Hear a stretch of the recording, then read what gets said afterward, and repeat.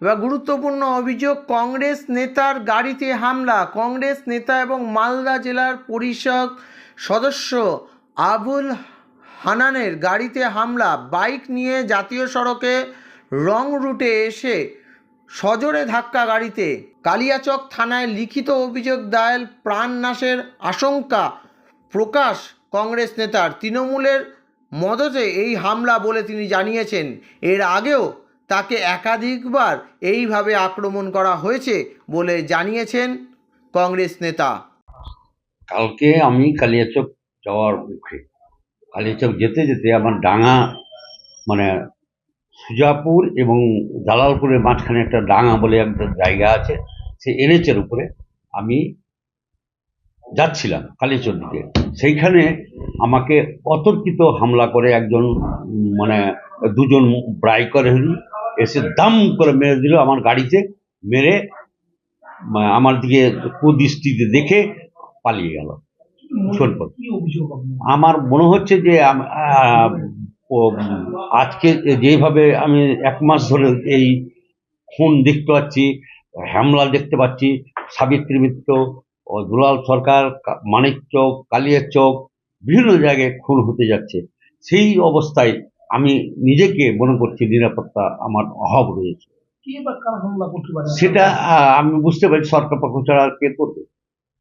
সরকার পক্ষ ছাড়া আর কে করতে পারে না। আমাদের উদ্দেশ্য আমাকে থেকে সরিয়ে দিলে আমি মানে ওরা কি বলে পরিষ্কার হয়ে যায়, পরিষ্কার পরিচ্ছন্ন হয়ে যায়। আপনার জনপ্রিয়তা থেকে ভয় পাচ্ছে? হ্যাঁ, সবচেয়ে ভয় হচ্ছে জনপ্রিয়তা।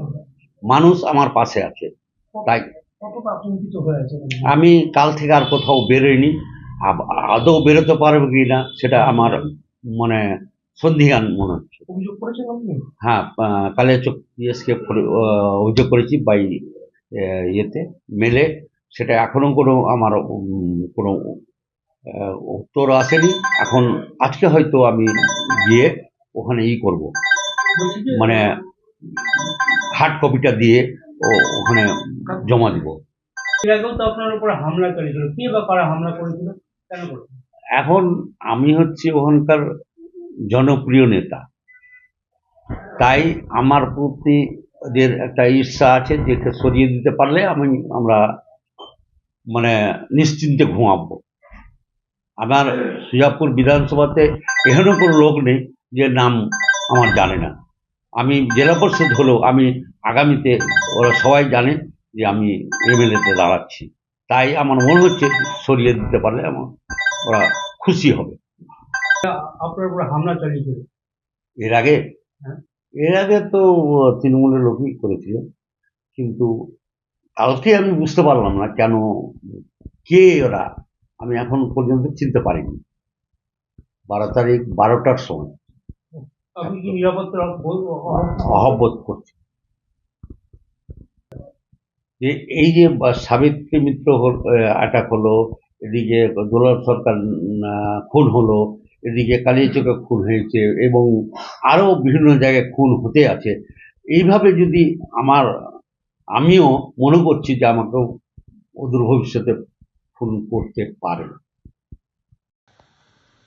মালদা জেলা পরিষদের বিরোধী দলনেতা হান্নান বাবুর উপর আজকে আক্রমণের ঘটনা ঘটল। দুটো বাইক চালক হেলমেট পরা অবস্থায় মুখ ঢেকে তার গাড়ির উপর আক্রমণ করল। তিনি কোনো মতে গাড়ি নিয়ে শহরের দিকে এসে প্রাণে বেঁচেছেন। গত 1 মাস ধরে আমরা দেখছি যে মালদা জেলায় তৃণমূলের কাউন্সিলর, প্রতাপশালী নেতা বাবলা সরকার খুন হলেন। তৃণমূলের অঞ্চল সভাপতি উপর আক্রমণ হলো, তৃণমূলের কর্মী খুন হলো, পুলিশের উপর গুলি চলল। পরপর এই ঘটনা আমরা দেখে আসছি। অদ্ভুতভাবে পুলিশের যে গোয়েন্দা দপ্তর, তাদের কাছে কোনো খবর থাকছে না। এভাবে রাজনৈতিক নেতাদের উপর যে আক্রমণ হচ্ছে, কারা আক্রমণ করছে, কিভাবে প্ল্যানিং করছে, কোথা থেকে অস্ত্র পাচ্ছে, কোথায় বোম মজুদ হচ্ছে, পুলিশের কাছে নাকি কোনো খবরই থাকছে না। কোনো ঘটনা ঘটছে, তারপরে পুলিশ তার কাজ আরম্ভ করছে। স্বাভাবিকভাবে এটা নিয়ে কিন্তু মালদা জেলার মানুষ আতঙ্কিত হয়ে আছে।